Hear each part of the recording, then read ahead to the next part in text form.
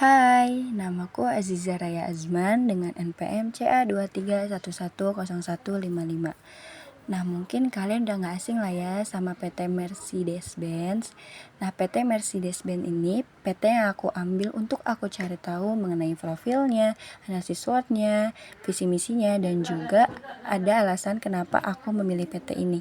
Kalau kalian mau tahu, tonton video ini sampai habis ya. PT Mercedes-Benz.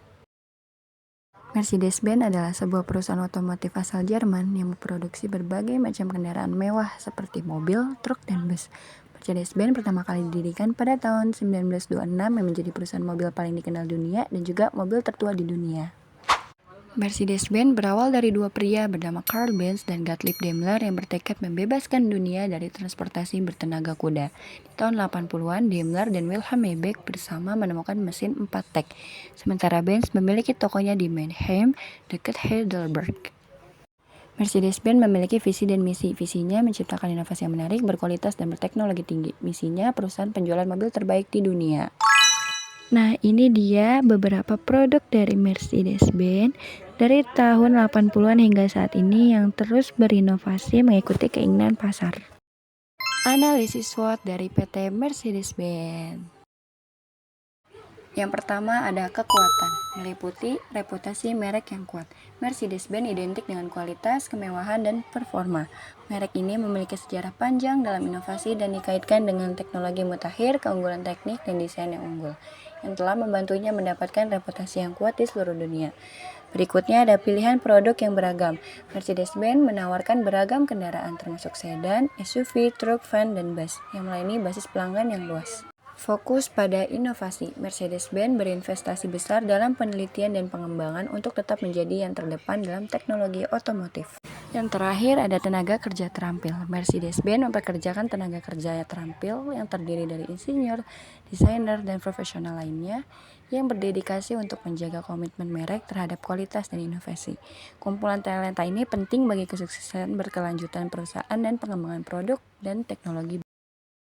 Yang kedua, ada kelemahan, meliputi biaya produksi yang tinggi. Kendaraan Mercedes-Benz dikenal dengan bahan berkualitas tinggi, teknologi canggih, dan rekayasa presisi, sehingga berkontribusi terhadap peningkatan biaya produksi.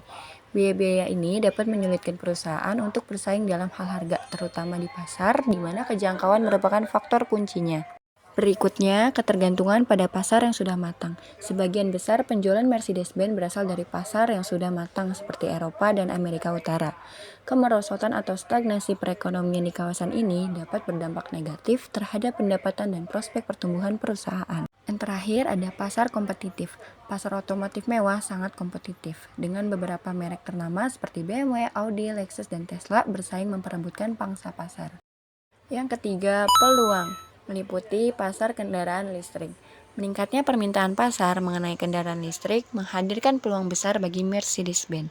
Perusahaan dapat memperluas submerek dan memperkenalkan model kendaraan listrik baru. Berikutnya, kendaraan self-driving.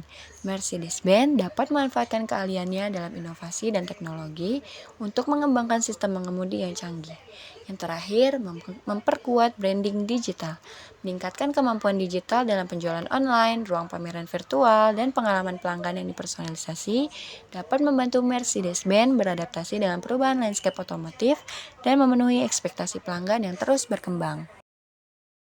Yang keempat, ancaman. Pertama, persaingan yang ketat. Pasar otomotif mewah sangat kompetitif dengan merek-merek terkenal seperti BMW, Audi, Lexus, dan Tesla yang bersaing untuk mendapatkan pangsa pasar.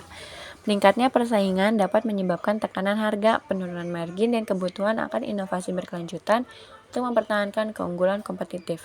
Yang kedua, ada perubahan peraturan. Peraturan lingkungan hidup dan standar emisi yang lebih ketat di seluruh dunia dapat berdampak pada industri otomotif, memaksa perusahaan seperti Mercedes-Benz untuk berinvestasi pada teknologi yang lebih ramah lingkungan, seperti kendaraan listrik dan bahan bakar alternatif.